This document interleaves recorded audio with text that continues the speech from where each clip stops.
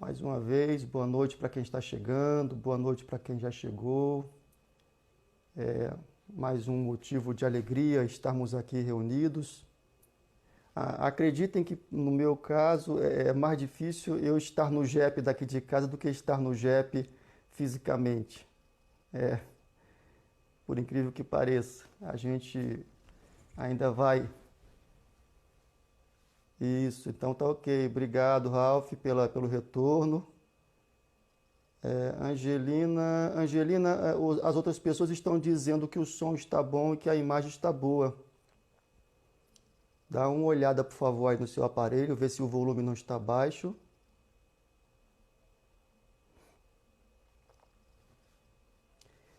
Então vamos lá. 7 horas já deu. Vamos iniciar os nossos trabalhos com a nossa leitura preparatória para que possamos refletir um pouco sobre os ensinamentos de Jesus à luz da doutrina espírita. Obrigado, Teomir, pelo retorno. Eliane, o som tá bom, a imagem tá boa. Então vamos lá.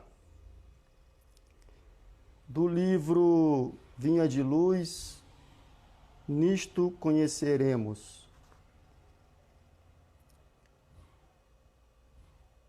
Nisto conhecemos o espírito da verdade e o espírito do erro.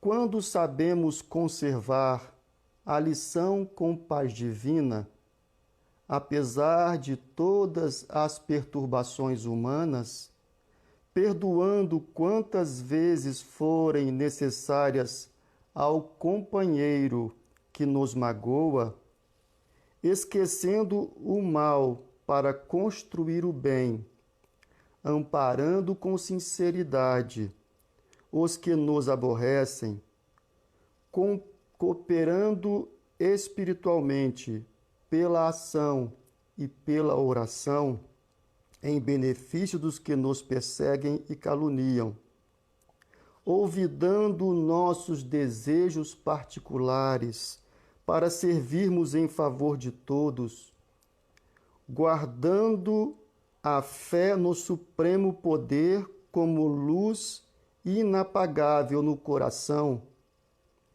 perseverando na bondade construtiva. Embora 1000 golpes da maldade nos assediem, negando a nós mesmos para que a bênção divina resplandeça em torno de nossos passos, carregando nossas dificuldades com dádivas celestes, recebendo adversários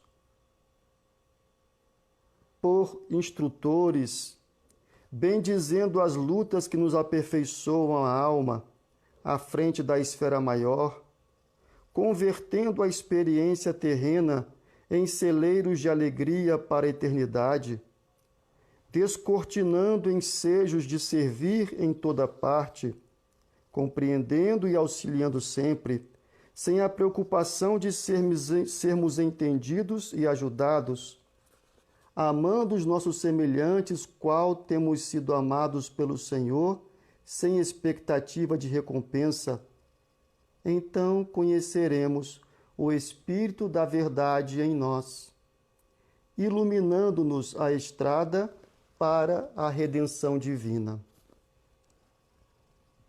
Façamos nossa oração, rogando a Jesus, Senhor de todos os senhores, que conduz os nossos destinos sob as diretrizes da lei de Deus que é justa e que é boa para todos. Eis-nos aqui,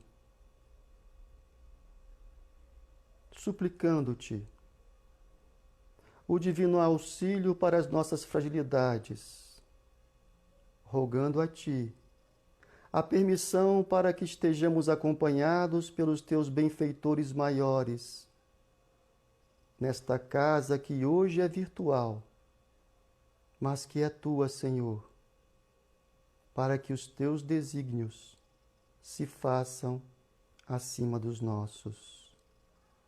Cuida não só de nós que aqui estamos, mas de toda a nossa humanidade, tão necessitada de tua presença, de teu divino auxílio. Obrigado, Senhor.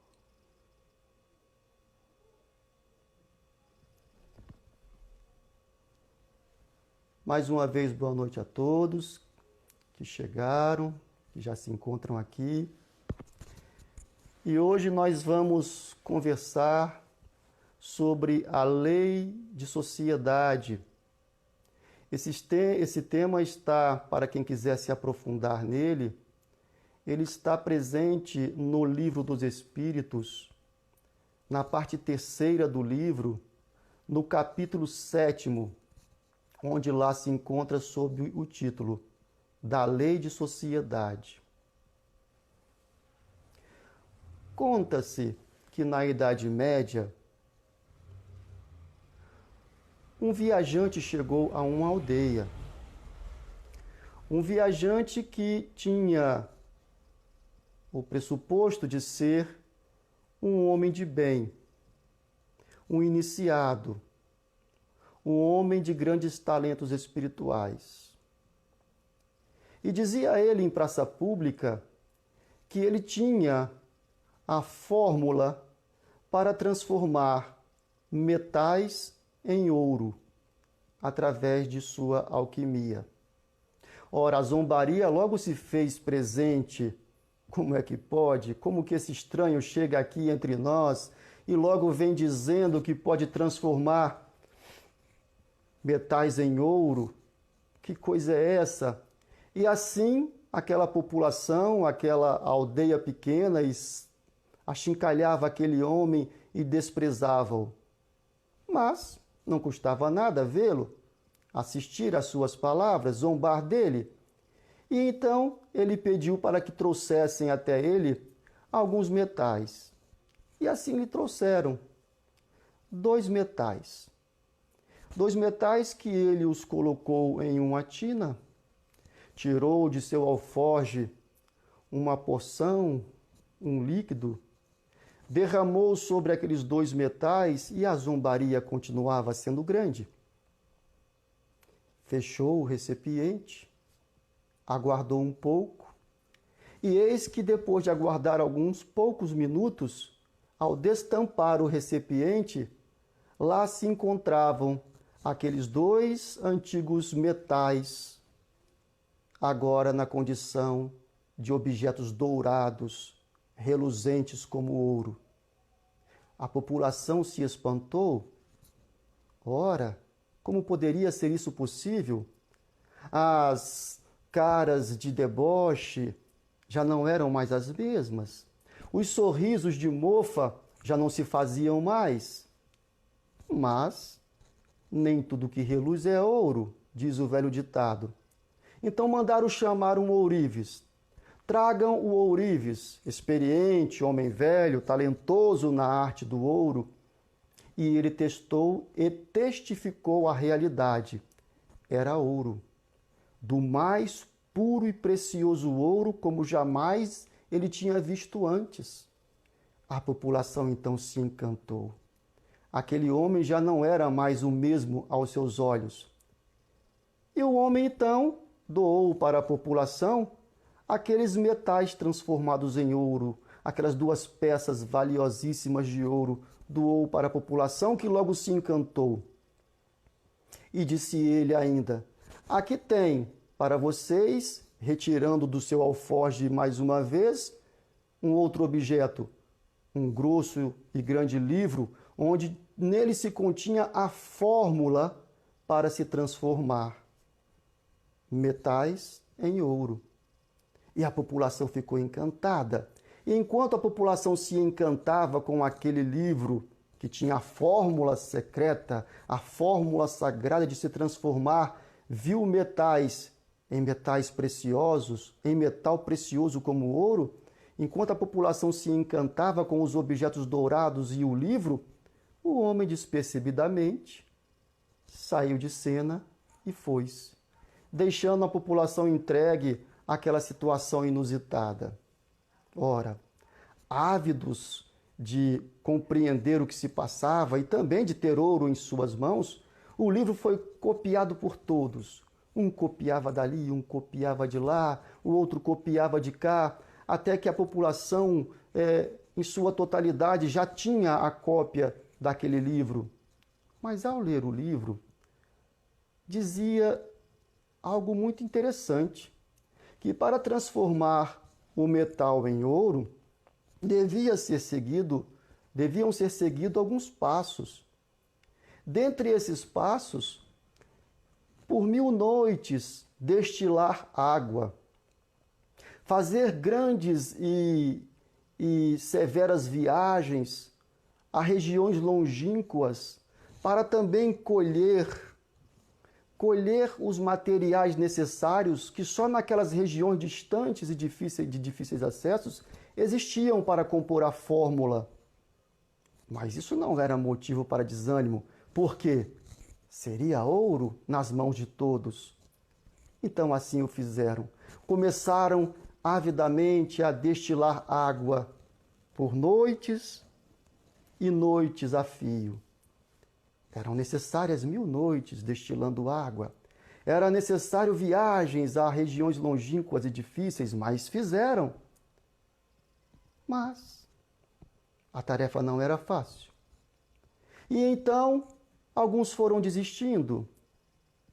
E por serem frágeis criaturas, começaram mais uma vez a zombar daquele homem. Ah, isso é um engodo. Este homem nos enganou, nos deu uma tarefa impossível de ser cumprida. E assim faziam e desistiam. E além de desistirem, faziam pior. Incentivavam os outros a também desistirem. E por fim, a maioria daquela população, quase que a totalidade da população, por não querer mais se preocupar em noites e noites de vigília destilando água, e não querer fazer mais viagens difíceis a regiões distantes e de difícil acesso, mas um pequeno grupo, perseverante, continuou. E esse grupo era, como também foi o grande mestre, achincalhado. Esse grupo também foi maltratado. Desfizeram as atitudes deste grupo com sorrisos de mofa, olhares zombeteiros, sorrisos galhofeiros. Enfim, mas o grupo era perseverante. O grupo seguia à risca folha por folha, página por página, orientação por orientação, passo a passo como estava escrito no livro, até que ao fim de longos anos, aquele pequeno grupo que assim se predispôs chegou na última página e no último passo para alcançar então a execução de transformar-se, o êxito de transformar-se metais comuns em ouro. E lá dizia na última instrução: vocês que perseveraram, ou você que perseverou, encontrou o tesouro maior. Vocês, ao longo desses muitos anos de convivência, criaram uma amizade sólida, ao ponto de compreenderem-se mutuamente, respeitarem-se mutuamente e alcançarem a felicidade coletiva entre vocês. Eis o grande tesouro. Se nós formos pensar em nossa sociedade atual, nós veremos muitas semelhanças com essa pequena fábula.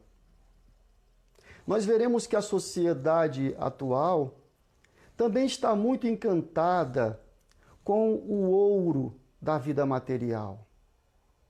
Está muito encantada com os prazeres, as sensações, os fogos fátuos, aquilo que brilha no céu e de repente, num instante, se apaga.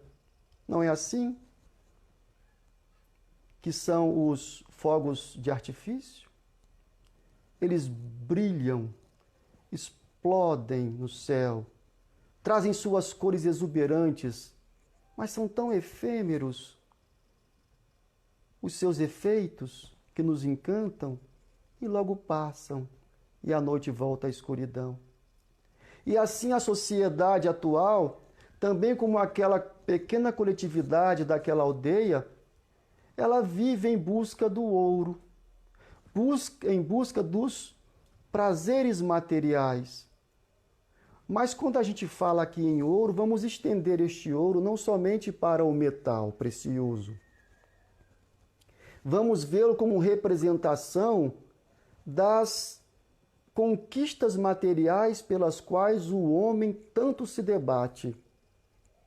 Por exemplo, uma posição de destaque na sociedade em que se vive,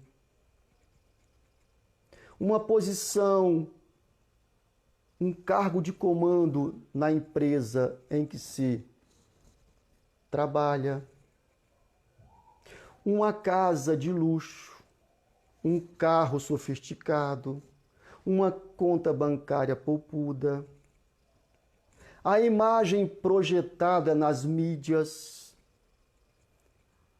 as sensações do corpo atendidas em sua plenitude e até mesmo em seus excessos. Tudo isso e muito mais representados pelo ouro. Essa é a sociedade atual. E nesta busca individual deste ouro que nos encanta tanto, ou da vida material em que a humanidade se debruça em sua grande maioria hoje, nesta busca a gente esquece dos valores coletivos. A gente se esquece uns dos outros, como na pequena fábula. E quem vem trazendo ideias novas, quem vem trazendo ideias de progresso sensatas, quem vem tentando nos esclarecer, buscando nos tirar da inferioridade moral de pensamentos menores em que nos encontramos, é achincalhado, é menosprezado. Porque foi assim que aconteceu com o Cristo, não foi? Porque assim é o que acontece com as grandes ideias. Sempre não bem recebidas, porque as grandes ideias nos forçam, nós homens inferiores ainda, a modificarmos patamares em que não desejamos sair deles, em que nos acomodamos.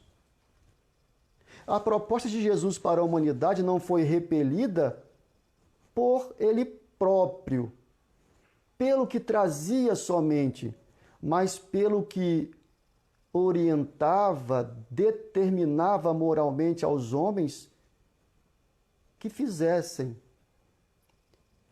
suas modificações interiores, tirando-nos da condição comodista de pensamentos e sentimentos inferiores para a elevação. E isto gera trabalho, isto gera esforço, e pela lei do menor esforço e do arraigamento ainda aos prazeres materiais da vida, nós relutamos. Assim Jesus foi crucificado. Assim, o sábio que transformava metais em ouro foi também achincalhado naquela aldeia. Assim também as nobres ideias hoje que chegam para nos esclarecer são repelidas com veemência. Essa a sociedade atual em que todos nós nos debruçamos. Uma sociedade individualista, uma sociedade que, em busca do ouro de cada um, se esquece do bem coletivo de compartilhar valores nobres com o outro, com o que está ao nosso derredor. Tratando-se da lei de sociedade, que, como dissemos, está lá no Livro dos Espíritos, para falar de lei de sociedade, primeiro nós temos que lembrar da questão 614 do mesmo Livro dos Espíritos, quando Kardec assim questiona aos espíritos superiores: que se deve entender por lei natural? E os espíritos respondem: a lei natural é a lei de Deus, é a única e verdadeira para a felicidade do homem. Indica-lhe o que deve fazer ou deixar de fazer, e ele só é infeliz quando dela se afasta. Então, olha que interessante. A lei natural é a lei de Deus. E todos nós estamos inseridos neste contexto da lei natural, da lei de Deus. E o que envolve a lei de Deus? As leis do mundo material e as leis do mundo espiritual. Para quê? Para que nós sejamos felizes. Nós estamos imersos na lei divina ou natural para a nossa própria felicidade.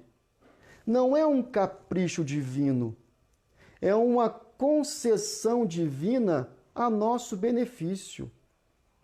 Uma concessão que nos outorga a felicidade se assim nós observarmos a lei divina. Aliás, esse termo observar a lei é um termo muito presente no Velho Testamento, no Novo Testamento. Mas observar a lei, entendamos aqui, não como aquele ato de alguém que observa, de alguém que vê com os olhos da carne. Não. O observar a lei é muito mais que isso. O observar a lei é a compreensão desta lei segundo as nossas possibilidades intelectuais e morais e vivenciando ou procurando vivenciar esta lei também segundo essas mesmas possibilidades morais e materiais nossas. E aí sim,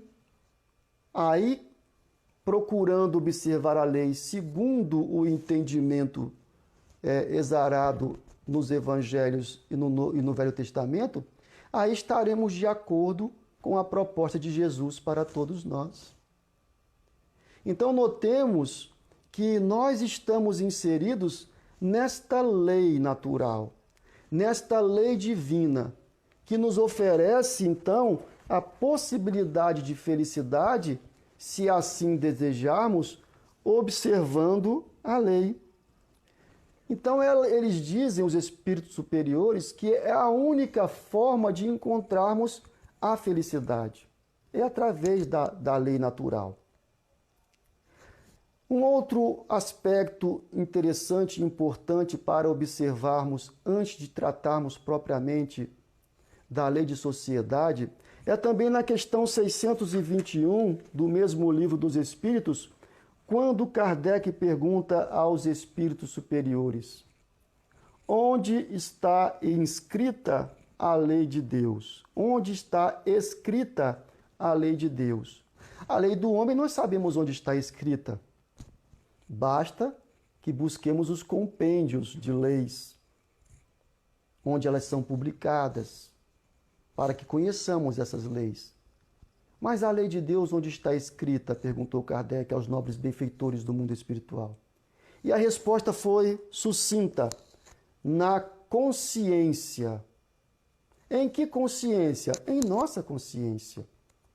Então a lei de Deus está escrita na consciência de cada um de nós. Então, como a consciência de cada um de nós tem vários níveis de gradação, mesmo em nosso planeta de expiação e prova, mesmo entre nós da mesma classe evolutiva aqui na Terra, nós temos gradações. Não é por outro motivo que uns aceitam para si a religião católica, porque é a melhor forma de entenderem e vivenciarem o que Deus quer para aquela pessoa que acredita na fé católica. Outros têm o entendimento sobre Deus, sobre as questões da vida espiritual através do protestantismo, através das doutrinas evangélicas, das doutrinas budistas, da doutrina maometana, da doutrina budista, da doutrina espírita, cada um segundo a sua capacidade, a sua condição de entendimento e aceitação daquilo que é religioso, daquilo que é religiosidade, daquilo que é divino, sagrado, ou até mesmo, segundo a consciência de outros, não acreditarem em Deus, serem materialistas, porque faz parte do processo de aprendizado de cada um de nós esses vários níveis em que estagiamos. Então, se a consciência do indivíduo ainda estagia no mundo material, na falta de entendimento e aceitação das questões espirituais, a sua consciência lhe dirá o que fazer ou não da lei divina, aceitá-la ou não, e se aceitá-la, como aceitá-la e como se comportar dentro desse contexto. Está na consciência de cada um. Mas qual é a consciência que é a mais verdadeira? Já nos ensinou um sábio também, que existem 3 verdades. A minha verdade, a sua verdade e a verdade absoluta que é de Deus. A minha verdade e a sua verdade são verdades relativas no patamar de nosso grau de consciência, de entendimento. Mas a verdade maior e absoluta é a de Deus, a que todos nós, ao longo das existências sucessivas, vamos nos adequando através dos processos de aprendizado, através do crescimento espiritual de cada um de nós. Então, a lei de Deus, a lei natural, a lei divina, está escrita em nossa consciência. E em um dos seus artigos, lá está escrito, na nossa consciência, que Jesus nos chamou a atenção, um despertar de consciência para nós. Se queremos saber se estamos fazendo um mal a alguém, é só nos colocarmos na condição daquele outro. Fazer ao outro, ou não fazer, aquilo que gostaríamos fosse feito por nós em igual situação. Ou seja, se temos um espinho no pé e não podemos alcançá-lo por problemas na coluna, não podemos nos abaixar, gostaríamos que alguém nos ajudasse a tirar o espinho do nosso pé. Então, o que fazer pelo outro em igual condição? Quando o outro também não puder extirpar o próprio espinho de seu pé, o espinho de seu próprio pé, ajudá-lo de igual forma. É difícil este entendimento? Não. O entendimento não é. Difícil é para nós a execução deste entendimento. Porque, como eu disse no início, nos tira do comodismo, nos obriga a uma atitude proativa, nos obriga ao trabalho, nos obriga à reformulação de nossas atitudes. E aí fica difícil para nós. Principalmente quando estagiamos em um nível de consciência ainda muito egóico, muito voltado para nós e para os nossos. Então, essas duas questões, a 614 e a 621, a que fala da lei natural ou lei divina, e a que fala de onde esta lei está escrita, que é na consciência, são necessárias serem colocadas aqui essas ideias para o entendimento da lei de sociedade. Mas um outro ponto não menos importante é necessário também trazermos à baila neste primeiro momento. Quando questionaram a Jesus, mestre, qual é a lei maior? Qual o mandamento maior? Porque nós não sabemos que no Velho Testamento constam os 10 mandamentos. Sim, ali estão as leis escritas desde os tempos imemoriais do povo hebreu. Então, o povo hebreu, tendo aqueles 10 mandamentos trazidos por Moisés, questionou a Jesus. Aqueles que se interessavam questionaram a Jesus qual daqueles o maior mandamento. E nós sabemos bem qual foi a resposta, em outras palavras, mas que nós guardamos no dito popular: amar a Deus sobre todas as coisas e ao próximo como a si mesmo. Chamamos a atenção e diz mais ele, ainda enfatizando o ensinamento, e que esses 2 mandamentos, amar a Deus sobre todas as coisas e ao próximo como a si mesmo, em verdade são um só. Porque não se pode amar a Deus sem se amar ao próximo. Não se pode amar ao próximo sem que se esteja amando a Deus. E nós chamamos a atenção para este amar ao próximo como a si mesmo. Como amar ao próximo como a si mesmo, sem se estar convivendo com o próximo no seu dia a dia? É possível? É possível que eu ame a cada um de vocês que me ouvem nesse instante apenas assim, virtualmente? Posso dizer eu para qualquer um de vocês agora, nesse exato momento, eu amo você, virtualmente? Neste nível de distanciamento entre nós? Poderei dizer eu que amo a um japonês, sendo que ele está lá no Japão e eu aqui? Mas você está dizendo, Robson, então, que para se amar é necessário estar no mesmo ambiente geográfico, no mesmo ambiente físico? Não, não é disso que falo. Amar ao próximo como a si mesmo envolve relacionamento. Nós estamos aqui na Terra para nos relacionarmos.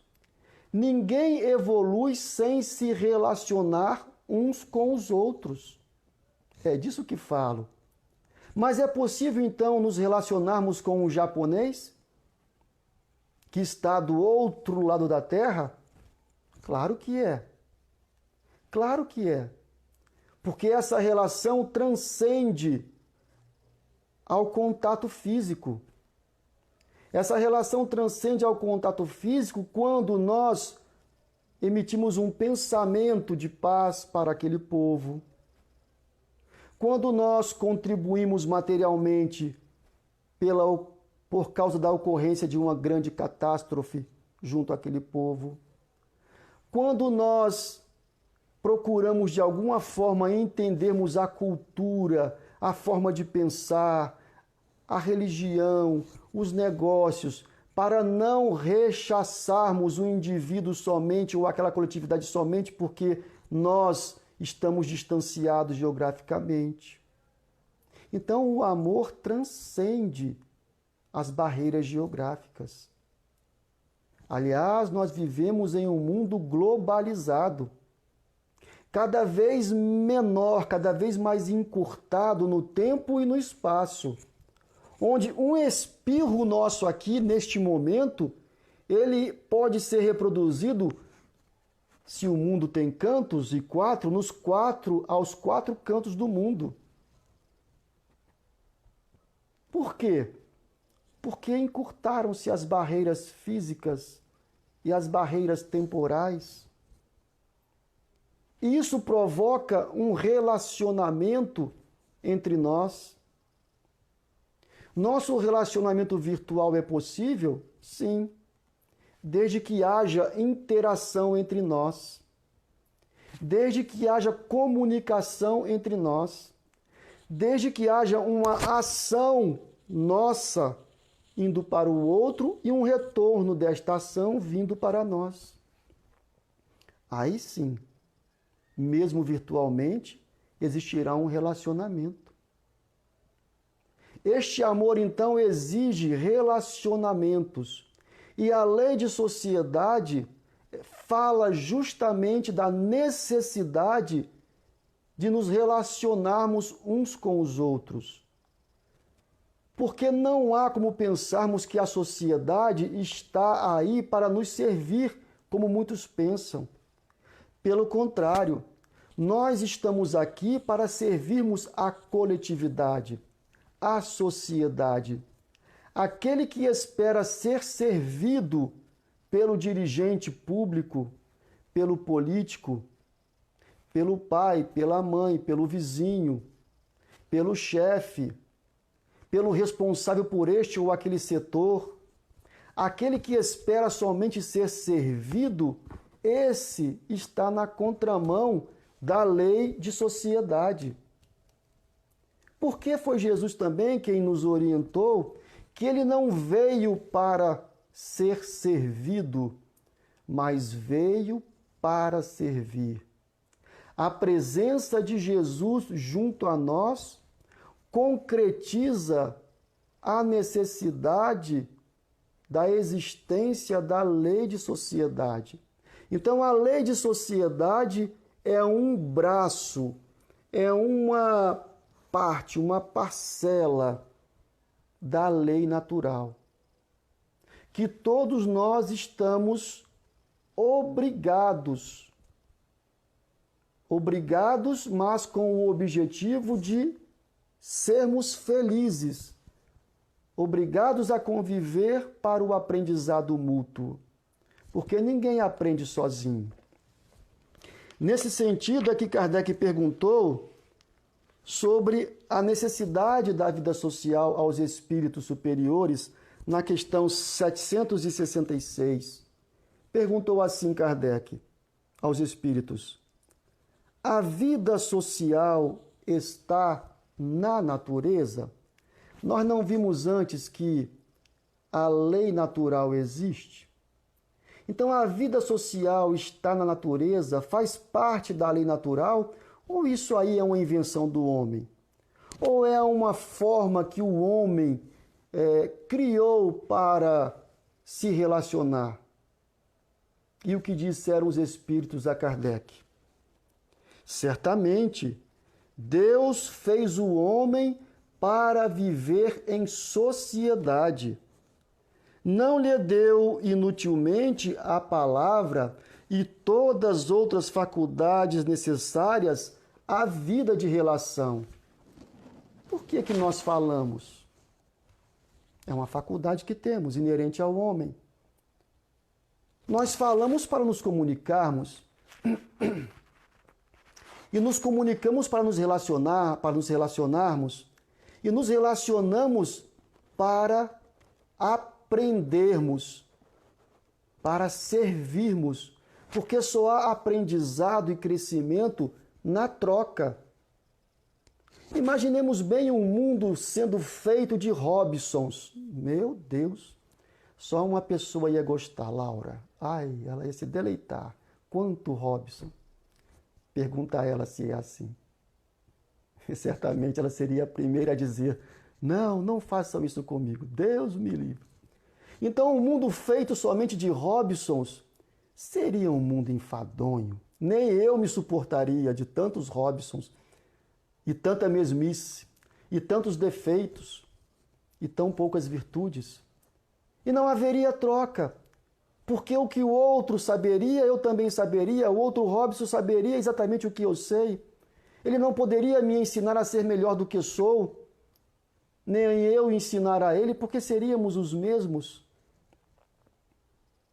É uma figuração interessante esta, porque não precisaríamos ser os mesmos Robsons, mas se todos nós tivéssemos as mesmas faculdades, os mesmos valores, tivéssemos as mesmas habilidades, os mesmos conhecimentos, o que trocaríamos? Não trocaríamos nada. Não haveria crescimento. Então nós nos misturamos, nós nos relacionamos.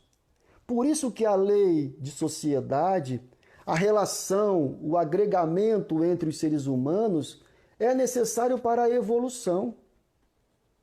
Pois sem isso não há evolução. Isso nós precisamos entender. Ora, então se não há evolução sem a vida social, temos que valorizar e cuidar da saúde coletiva. E na medida em que nós somos ou nos comportamos egoisticamente, nós estamos contrariando o princípio da lei de sociedade. Nós estamos nos comportando como aqueles aldeões que não quiseram se reunir para o bem comum em busca dos valores. E estaremos então vivendo uma vida de insulamento, eu, os meus, e o que tenho e o que os meus têm. Não é essa a proposta de Deus para conosco, para a nossa felicidade. Porque todo aquele que busca viver uma vida egoística acaba convivendo futuramente com as dores do isolamento. Aquele que não sabe estender a mão para o que precisa, e nós não falamos aqui de valores materiais, da moeda, do pão, da roupa, do agasalho, não só falamos disso, mas falamos do sorriso, do silêncio por vezes tão necessário, do calar-se diante daquele que, mesmo falando atropeladamente algumas asneiras, nós precisaremos calar para ouvir o outro, mesmo que no outro a fala esteja repleta de erros. Quantas e quantas vezes temos que nos calar para ouvir o outro? Isso é viver em sociedade. É respeitar o outro, com seus limites, com as suas dificuldades. Então, a lei de sociedade é uma lei natural que devemos primar pela sua saúde, e o melhor remédio para a saúde da coletividade é amarmos-nos uns aos outros, conforme o Cristo nos amou. Diz ainda Kardec, perguntando aos espíritos: é eterna a lei de Deus? Eterna e imutável como o próprio Deus. Então a lei de Deus não é para esta vida. Sendo assim, pensemos em Jesus. Quando Jesus falava em sua época, há pouco mais de 2000 anos atrás, lembremos que ele não falava para homens e mulheres que tinham uma única vida. Ele falava para espíritos imortais. Porque ele tratava de questões imorredouras. Ele tratava de questões para a eternidade do ser espiritual que ouvia os seus ensinamentos. Então, por isso a lei de Deus, ela é eterna. Porque tem que ser assim para que sirva aos espíritos imortais que somos, criados para vivermos uma vida sem fim.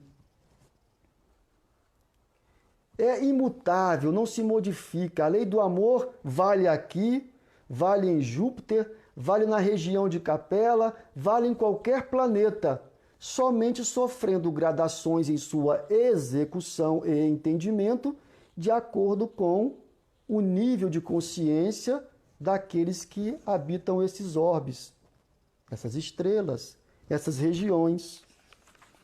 Ora, não sendo então o homem criado para viver uma vida de questionar aos espíritos superiores, também algo muito interessante. Pergunta Kardec: concebe-se que, como princípio geral, a vida social esteja na natureza, mas uma vez também que todos os gostos estão na natureza, por que será condenável a do insulamento absoluto? Ora, ele pergunta: mas se o isolamento causa satisfação ao homem, se o homem se isola, eu me isolarei para buscar Deus, eu me isolarei para refrear minhas paixões, eu me isolarei para me santificar, eu buscarei uma vida de isolamento no deserto, dentro daquelas muralhas, dentro daquelas paredes, daquele templo religioso, para que as virtudes cheguem até mim, para que eu alcance as virtudes, porque fugido do mundo seria eu um homem mais virtuoso. O que pensar disto? Pergunta Kardec aos espíritos superiores. Esta vida de isolamento, mesmo que para buscar a divindade, mesmo que para buscar a evolução, mesmo que para se afastar ou tentar refrear suas paixões inferiores próprias. E os espíritos respondem: satisfação egoística. Porque se não há propósito em auxiliar alguém, de que servirá a vida de isolamento? Porque Jesus veio à Terra para conviver conosco, para nos ensinar a vida de relacionamento. Então, aquele que busca fugir da sociedade, imaginando encontrar santificação, evolução, aproximação com a divindade, está redondamente enganado. Porque somente através do amai-vos uns aos outros, e é na vida de relação que se executa, que se cumpre o mandamento amai-vos uns aos outros, é que isto surgirá como efeito positivo. Caso contrário, o homem estará agindo apenas de forma egoística, pensando somente em si, fugindo de suas responsabilidades. Porque o homem foi chamado para viver com o outro, não para ser servido, como dissemos e como Jesus ensinou, mas para servir, porque o crescimento, o aprimoramento vem através do serviço dedicado ao outro. A vida em sociedade nos conclama a isso. Nos conclama a uma vida de relação sadia, de amor ao próximo, conforme o Cristo espera que nós façamos. Aí então também Kardec perguntou aos espíritos superiores sobre a questão dos laços de família na questão 773. Por que entre os animais, os pais e os filhos deixam de reconhecer-se desde que estes não mais precisam de cuidados? Não é assim? O cãozinho está lá com a mamãe, com a cadela. Cresceu o cãozinho, a cadela, abandonou a sua cria e deixa de reconhecê-lo como filhote, como bebezinho filhote, não é? Como costumamos dizer. E a resposta: os animais vivem vida material e não vida moral.